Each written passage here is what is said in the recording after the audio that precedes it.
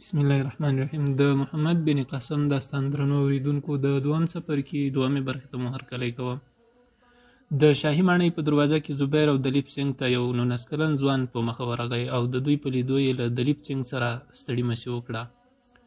وروسته یې وویل: آیا رښتیا زما د پلار جان دوې کښتۍ جدې ته نه دي رسېدلي؟ دلیپ سنګ هغه په غېږ کې ونیو او ویې ویل: خالده، ما په ډېرو بندرونو او ښارونو کې ولټول، خو د هغوی درک را معلوم نه سو.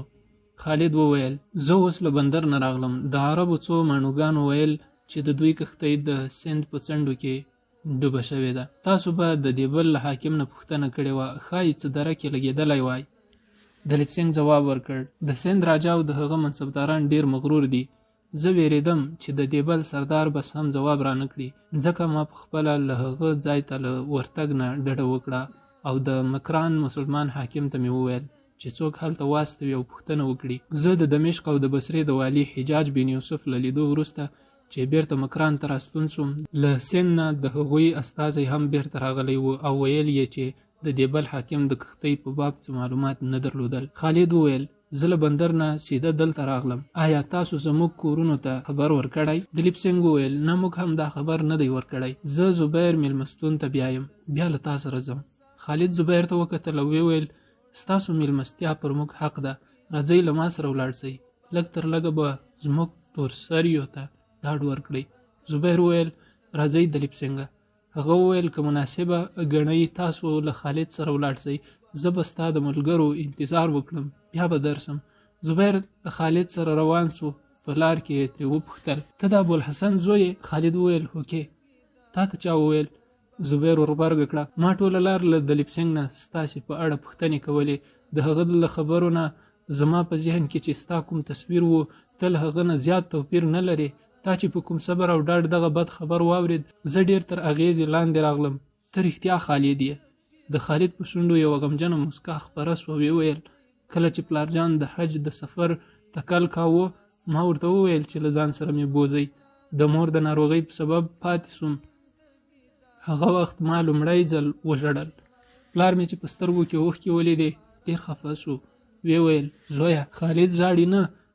ما پر تا د هغه ستر مجاهد نوم ایښی چې ټپي ټپي به و، خو تر خوله یې نه خود. د ښار په یوه څنډه د یوه خوړ په غاړه د عربي سوداګرو هستوګنځایونه وو.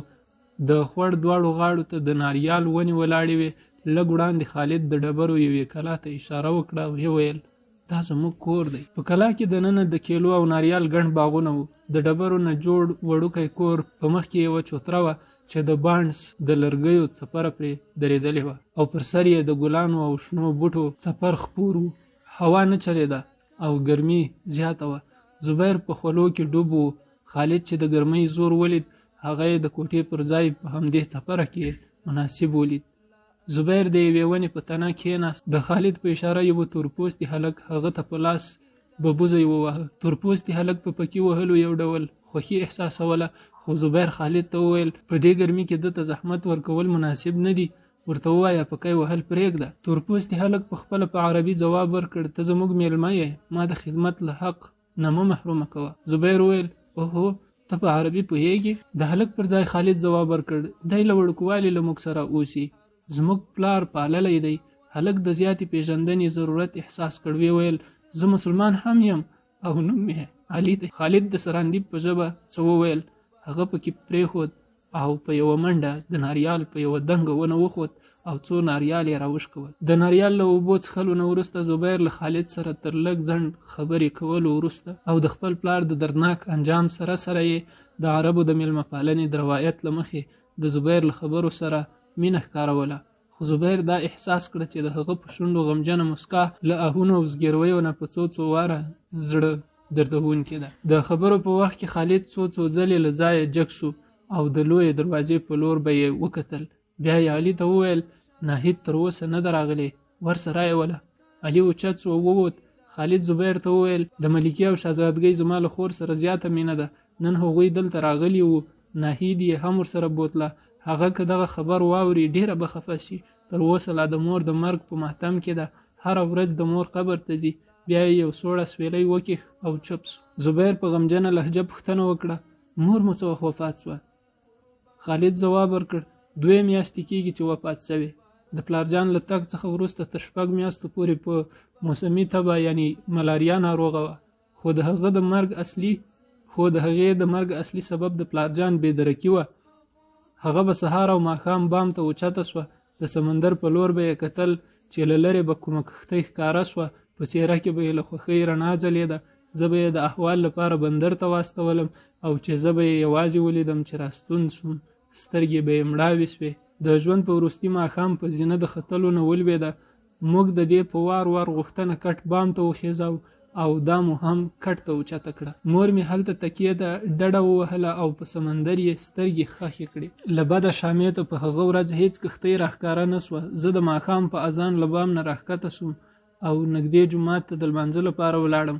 چې بیرته راغلم دې وروستۍ سلګۍ وهلې، سترګې یې لوڅې وې او لرې یې په سمندر کې کوم ټکي ګنډلې وې. ناهید راته وویل چې وروستي الفاظ یې دا و: ناهیدې ستا پلار راځي، خامخا راځي، هغه بې وفا نه دی، بې وفا زه یم چې د هغه انتظار مې ونه کړای سو. زبیر په خپل 22 کلن ژوند کې له تورو او نیزو نه پرته بل څه نه ولیدلي. هغه یو نه وېرېدونکی بیړۍ چلوونکی ماڼو و او یوازې له طوفانونو سره په مقابله پوهېده. د هغه ژبه د خوږو او مزهدارو الفاظو سره نااشنا وه. د خالد خبرو زیات تاثیر پرې وکړ، خو بیا هم له ده سره د ډاډینې او تسلي لپاره مناسب الفاظ نه وو. یوازې دومره وویل او چوپ سو چې خالده، زه ستا د مور په دردناک او ارمانجن مرګ ډېر خفه سوم. کاشکې ما له تا سره د دې ویر پیټی اوچتولی سوای. علي په منډه راغی او ویل هغه راغله. د زبیر سترګې بې اختیاره د بهرنۍ دروازې په لور ور واوښتې. ناهید چې په دروازه ننوته، له لرې یې له خپل ورور سره بېګانه څوک ولیدل. لږ یې پښه ونیول او په مخ یې پرده راخوره کړه. بیا یې ورو ورو قدمونه اوچت کړل او وړاندې ولاړه. زبیر دغه وخت یو ژړغونی غږ واورېد. آیا دا رښتیا ده چې د پلارجان کښتۍ؟ او نور د هغې غږ په سلګیو کې ورک سو.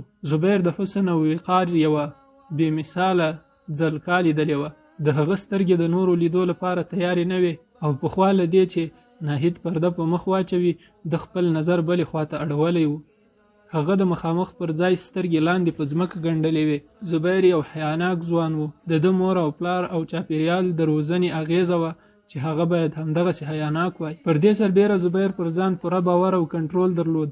هغه په وړکتوب کې له خپل پلار سره د لرې لرې ملکونو سفرونه کړي وو او په زلمیتوب کې ښه تجربه لرونکی کښتۍ چلوونکی بلل کېده. ده په لرې لرې ملکونو او د اوږدو سفرونو په ترڅ کې ډېرې ځوانې او ښایسته نجونې لیدلې وې چې د شوخو ځوانانو په لټه کې وې. په شام او فلسطین کې بې شمېره بېباکه سترګو د ده پر مردانه حسن اعتراف کاوه، خو د دې وخت د نورو نویو ځوانانو په څېر د ده سترګې تل د ځمکې په لور وې. زبیر په کښتۍ کې د سفر په وخت کې له دلیف سنګ نه د عربي کورنیو د ځوانانو او تورسریو په باب پوښتنې کولې او په خپل ذهن کې د دوی تصویرونه جوړ کړي وو. له دلیف سنګ نه یې د ابوالحسن او کورنۍ په باب چې کومې پوښتنې وکړې، د هغه له خبرو نه یې دا نتیجه اخیستې وه چې د ابوالحسن کورنۍ به په عادتونو، ژوندانه او څېرو کې له نورو عربو نه خامخا توپیر او ځانګړتیا لري. د ده مینه د نورو په نسبت د ابوالحسن له کورنۍ سره زیاته وه او چې کله یې له خالد نه د مور د مرګ کیسه واورېده، دغه خواخوږي او مینه یې نور هم زیاته سوه او اوس یې پر دې سربیره د یوې میرمنې نجلۍ سره د خواخوږۍ او همدردۍ احساس کاوه. ناهید بیا وویل ما ته ځواب راکړئ، آیا دا رښتیا ده؟ تاسې چې څه له ما نه پټوئ، زه پرې خبره سوې یم. خالد اوچت سو، څو ګامه ور وړاندې سو او ویې ویل خورې د تقدیر په مخ کې د هیڅ چا زور نسته. زبیر هم د تسلي په خاطر ورته وویل زه افسوس کوم چې تاسې ته مې کوم ښه خبر را نه وړای سو. ناهید بې له دې چې نور څه ووایي چوپه سوه او په منډه د کور یوې کوټې ته ننوته. خالد لږ شیبه دوه او په اندېښنه کې ولاړ و. بیا یې زبیر ته وکتل او ورته ویل زه اوس بیرته راځم. هغه هم په بیړه د ناهید کوټې ته ورننوت. ناهید په کټ پړ مخې پرته وه او سلګۍ یې وهلې. ورور یې تر مټ ونیوه، پر سر یې لاس را تیر کړ او ورته ویل ناهیدې صبر وکړه. علي لږ شیبه له زبیر سره پاتې سو، بیا ورو ورو د کوټې په لوري ورغی. په دروازه کې د ناهید سلګۍ او ژړا واورېده. هغه ته ټوله نړۍ ماتم ښکاره سوه. لږ تم سو، بیا په نه زړه او شرم نه ډکه څېره ورو ورو کوټې ته ننوت. د خالد په اوږه یې لاس کېښود او ویې ویل نهید خور مې ولې زاړي؟ خالد چې د ده له اوښکو ډکو سترګو ته وکتل مینه یې پرې راغله. ورته ویې ویل علي پلار مې بیا نه راځي؟ د علي له خولې نه یوه زړه بوږنونکې کړیکه ووته. نه نه داسې مه وایه، هغه به خامخا راځي. خالد وویل زبیر له دلیپ سنګ سره راغلی، دوی وایي چې ښایي د پلارجان دوی کښتۍ ډوبه سوي وي. د علي له سترګو نه د اوښکو چینې وخوټېدې او شونډې یې بوڅې بوڅې شوې. غوښتل یې کریږې یې تم کړي او له کوټې نه ووت. هغه غوښتل داسې ځای ته ولاړ شي او د خپل زړه بار کم کړي چې هیڅ څوک نه وي. خو کله چې بهر ته راووت ډېر ګاونډیان پرې ورټول شول. لږ ځنډ وروسته د عربو نارینه او ښځې ټول د خالد دوی د کور په انګړ کې راټول شول. خالد چې شور او زوږ واورېد بهر ته راووت. په ګڼه ګوڼه کې په یوه شیبه کې 20 پوښتنې واورېدې. طلحه ور وړاندې سو، ټول یې چوپ کړل. بیا یې له خالد نه پوښتنه وکړه آیا د کښتۍ د ډوبېدو خبره رښتیا ده؟ خالد د هو پر ځای سر ورته وخوځاو. هغه زبیر ته وکتل او ویې ویل آیا دغه خبر تا راوړی دی؟ زبیر ځواب ورکړ زه افسوس کوم چې تاسې ته د ښه خبر راوړونکی نه سوم. طلحه وویل کښتۍ څه ډول ډوبه سوې؟ زبیر ځواب ورکړ موږ ته دا معلومه نه سوه. زبیر ټولو نارینه او ښځو ته ځانګړې تسلي ورکړه او بیا یې بیرته عربو ته د ستنېدو په اړه ورته وویل تاسې څه اراده لرئ؟ وړو او لویو ټولو په یوه خوله د بیرته ستنېدو هیله وکړه. زبیر تر ډېره له دوی سره خبرې کولې. بالاخره یې د مازدیګر لمانځه اذان واورېد او له نورو خلکو سره د جومات په خوا روان سو. د طلحه په اصرار زبیر د لمانځه امامت وکړ. کله چې له لمانځه نه خلاص ول بهر ته راووتل. په دروازه کې راجکمار او دلیپ سنګ ولاړ وو. د خالد په لیدو د راجکمار په تورو او ځلیدونکو سترګو کې اوښکې وځلېدې. راوړاندې سو، خالد ته ور تر غاړه ووت. دلیپ سنګ زبیر ته وویل راجا صاحب تاسو بللی یاست، خالد ته هم راځه. زبیر وویل ما خو هغه لیدلی دی، څه خاصه خبره خو نسته. دلیپ سنګ وویل د راجا په زړه د ابوالحسن وفات ډېر اثر کړی، هغه وخت یې له تا سره زیاتې خبرې ونه کړای شوې. زبیر وویل لکه چې د راجکمار هم له هغه سره ډېره مینه وه، اوښکې یې تر اوسه نه دي وچې سوي. دلیپ سنګ وویل اوکې، راجکمار ډېر خفه دی، له ده سره ابوالحسن ډېره مینه کوله.